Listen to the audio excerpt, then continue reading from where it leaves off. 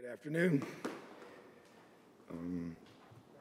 Disappointed in the outcome from Saturday, but encouraged by the fight of our team and the character they showed to be able to stay together and give us an opportunity in the fourth quarter to be able to score 14 points and cut the lead to 7 with 3 minutes to go.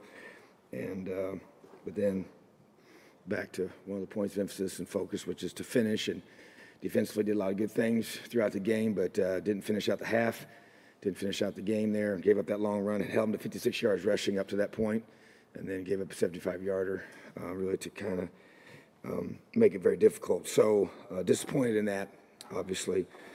Didn't run the ball good enough, and that's pretty clear. Too much pressure on our quarterback, but just bottom line is it's a team game, and both sides had opportunities, and got to go back and as we have done and looked at everything and continue to evaluate and continue to improve in the areas that have to be addressed and move forward. I think our young defense is growing. 9 tackles for loss and 3 sacks, 4 takeaways against that team is the kind of performance that you want in those areas, but have to continue to focus on the little things and you get guys dinged up and new guys are playing and a young team gets even younger pretty quickly at times when things happen a certain way. And so that's part of the growth process of our team. So had an opportunity with a really good team at home and didn't take advantage of it. So moving on to Rutgers, that allows us to be able to focus. As we wrap this last one up before we get to there, I just do want to say, as we always do each week, the guys that we recognize for performances. For our scouts, Sam Slusher and Jonathan King were defensive scouts of the week. Jonathan's really continued to develop and grow. One of our true freshmen, and Sam continues to give us tremendous effort in all that he does and helps our team get better. Offensive scouts of the week, Aiden Rafferty, David Felton, and Justin Berry. Really appreciate all the work that they do, making us better every day and letting us be prepared offensively and defensively. Owen Streeter is our scout team's player of the week and the effort he gives us on special teams during practice. And offensively, Walt Fillior was our offensive player of the game, 13 catches, 148 yards, and a big touchdown that gave us a chance. And then defensively, Jonathan Crawford continues to play at a high level, led our team in tackles, and another tackle for loss, and recovered fumble, and just really proud of him and how he's leading and how he's performing during his senior season. And Logan Justice continues to be consistent, kicking 2 field goals, and big one there at the end to give us a chance to make it the type of game where we could go down and to score to win it at the end if possible. So positives and negatives, as is often the case in a setback, but focused on the things we have to improve, and we will continue to get better. Rutgers, a team that Big Ten Conference game that we know is very important to us and to our program as we get on the road. Road games in the Big Ten are always huge for us, and be able to focus on improving as a football team, addressing our areas as we have to address them, and keep getting better every time we take the field. And really talented young quarterback that, as a true freshman, always has ups and downs in that area, but can really throw it and does all the things that you want in regards to a guy at that position. And talented running backs. I know they haven't played the way that they want to, but the bottom line is that we will have to be prepared for a tough battle. We went there 2 years ago, my first year here, and we're not sharp. And that is a vivid memory in my mind of how we played in that game as a team. And so the objective is to be on the road, playing a noon kickoff game. It's going to be a very important opportunity for us to be at our very, very best as we play a Big Ten Conference game at Rutgers. Questions?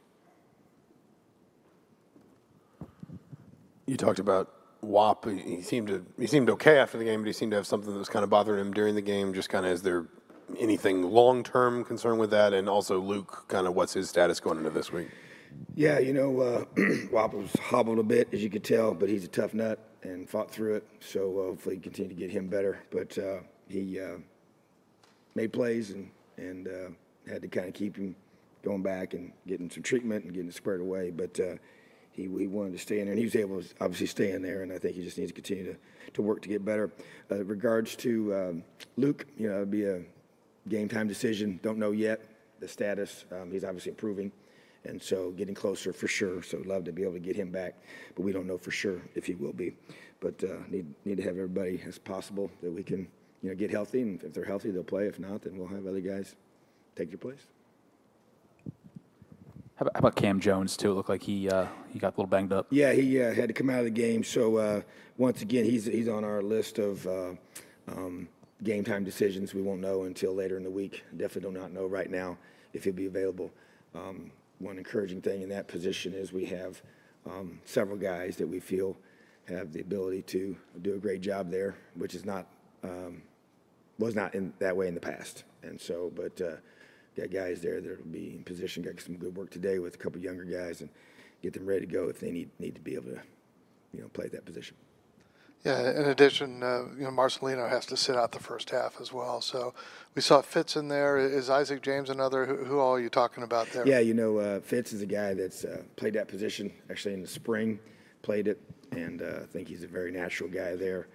So he'll be getting a lot of reps. And then Jamar Johnson as well is a young man that I feel has the skill set, as I've already mentioned, can play all 5 spots in our secondary. And so those will be the top 2 guys working that position outside of Cam as he develops or works to get back, and Marcelino will be not available until the second half. Tom, you mentioned the running game against Michigan State. Obviously, it's a top flight defensive line. How much of it was a matter of just not executing, and how much of it was just what Michigan State was doing? And well, I mean, a little bit of both. You got to give them tremendous credit. They're really good in the box, and they're hard to move. Because they're so physically strong, they're so well coached, and they use their hands well. And we had some errors. We had some from technical scheme, not executing it right, and then also them just disrupting. And that's why that part of the game is so huge, and it's hard to get things going when the line doesn't hold up, and it's hard to stop somebody if you can't do it on either side. So it's just a matter of combination of both. I think that they're really good, run defensive team for sure, and it showed on Saturday night. But we have to find a way to run the football. Coach, I'm guessing that you see that targeting as a teaching moment, but, I mean, what do you tell your guys about with a quarterback sliding into them in a situation like that? It's really challenging, and I'm trying to be as real with them as I am with you about everything, and that is that it's a tough position to be put in. I get it. I understand they want to protect, and I want them to protect the quarterbacks. I understand that completely, and I fully support that. It's just hard when and I'm a defensive guy, so I played the position, I played linebacker, so guys running at you full speed, and he's a big old guy. He's got the ability to run you over. He's shown he can do that on film. And then on the last minute, he slides, and so it's hard to just completely avoid. So there's 2 things. Number 1, we say never lead with your head, ever. Don't lead with your head. If you put your head down, you put yourself in position to be called for that. And number 2, you've got to understand it's quarterback. I mean, it's a different position. They're going to treat that guy different. And when he slides, he's to be protected, and he should be. And so you have to, if you don't lower your head, you have the ability to try and avoid the contact to his head. That's what you're trying to do. So, those are just tough calls. I said it before, it's a tough break. I said it to our team, you just got to understand, and that's the first one we've had since I've been here. That's 3 seasons worth, almost 3 seasons. And so we work really hard to teach our guys to hit. We talk about lowering our target for where we hit defenders to avoid these types of situations. But when it's a quarterback sliding, man, it's tough. And we had the same thing happen with our quarterback, and it wasn't called. And so that was my biggest challenge was with that whole comparison. So I want that position protected, but I also want it called equally the same, on both sides. And so, but it's a tough position to be put in as a defender, and I've seen it, seen guy, and I just hate that you get kicked out of a game for it, but that's part of the rule, and so that's the part I didn't feel like that was accurate, but I've had situations in the past where I didn't agree with calls, and there'll be more in the future, I'm sure. So, and I thought Marcelino handled it like a man. I mean, he was torn because he felt like he let his team down by not being in there, but he just realized, he said, Coach, I understand, and I'm going to make sure I got get these other guys ready for next week, first half, and I'll be ready to go in the second half. So it's just a teachable moment for our whole team on how you handle those kind of situations on the field. Coach, it seems that the defensive signals have been coming in a little bit slower than we've seen in the past. What's the challenge of getting the information to your guys in a timely fashion while also making sure those young guys get set in a timely fashion? Yeah, I would say, and there's different reasons for that. And you go through and you play certain styles of offenses and you try to look at formations too before you make the calls. And so that's kind of different things you try to do. And so rather than just, see the personnel and just make a call before they ever line up, and so it's all based on their tempo and how much time you think you have. And so you're trying to wait as long as you can, and the other part of it too is that people are really, really good at stealing signals, okay? And so you want to be able to wait as long as you can. So it's just always there's a lot of things that go into it. In a perfect scenario, you'd love to have the guys have the call way in advance, so they have plenty of time to make all their adjustments, and especially because we're young. But sometimes we don't have that luxury, and you're trying to get the right call for what you're seeing and let our guys get adjusted. So it's definitely a challenge for sure, but you want them to be able to get their feet set, get their eyes right, and play football. If we get that done, we feel like we got a lot better chance of being successful. A couple of guys said this morning that on the jet sweep there was a misalignment. Yeah. So. And, you go back to, we were down to our third string guy that didn't get a lot of reps at that, unfortunately.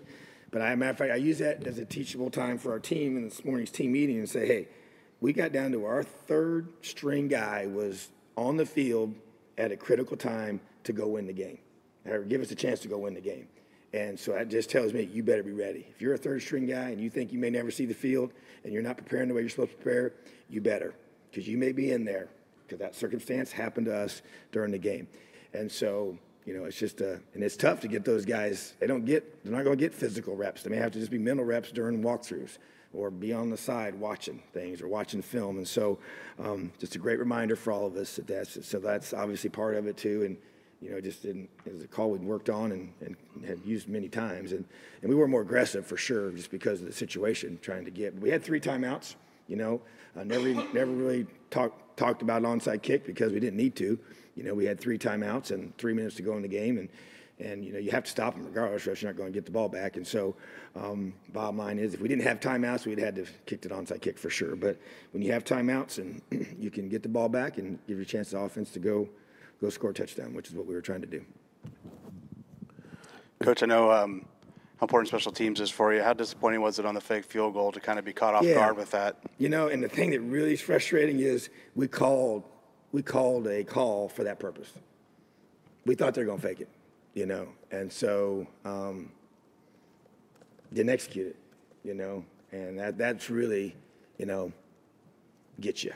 If you get caught off guard, hey, they got us. But they didn't, because we studied them. Matter of fact, we had extra time we spent, even in our meetings the day of, because they had a history of doing that, in other games, and even years in the past. We go back and showed video clips of several years ago. They did one against Notre Dame in overtime. Showed that exact clip, And so anyways, so we made a call for that purpose and didn't execute it. So that's really, frustrating. But they did, and that's why they won the game, So give them credit where credit is due. Also, Coach, speaking of guys that are banged up, looks like Jacob Robinson was out. Is any update on where he's at? Yeah, he was, and it was something that happened during practice last week, so really didn't expect it at all, and we're trying to get him ready to roll. So he's a week-to-week situation right now. Don't know what his status will be for sure this week, but important guy for us, and want to get him back as soon as possible.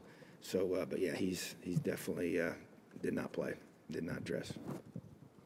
Forgive what probably seems like a weekly question at this point, but Mike Penix didn't play Saturday. Are you still of a mind to be trying to find him snaps in given situations, or maybe are you getting to a point in the season where you would consider trying to protect that red shirt if you could?